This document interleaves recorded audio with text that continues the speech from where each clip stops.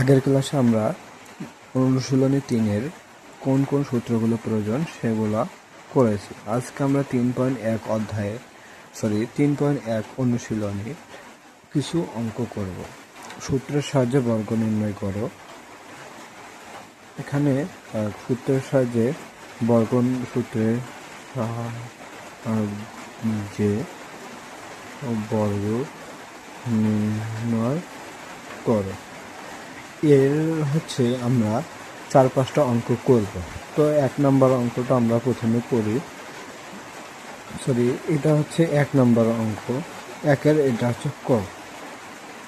একের ক আমরা প্রথমে তুলে নেই 2a + 3b, এটাকে বর্গ নির্ণয় করা।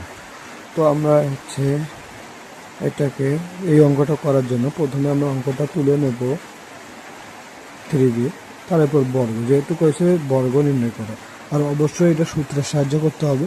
তো এটাকে আমরা মনে মনে এ, এটাকে মনে মনে বি ধরে আমরা অঙ্কটা করব। তাহলে এখানে 2a মানে a² প্লাস 2, এটা a, এটা পুরোটা b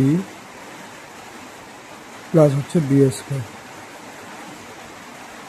তো এখন আমরা এখানে 2 এর উপর স্কোয়ার মানে 4, এর উপর স্কোয়ার মানে a² প্লাস 2 × 2 = 4, 4 আর 3 × 4 = 12। তাহলে এটা 12a আর b, ab প্লাস 3 × 3 = 9 আর b এর উপর স্কোয়ার b²। তো এইভাবে আমরা এই অঙ্কটা করে ফেললাম।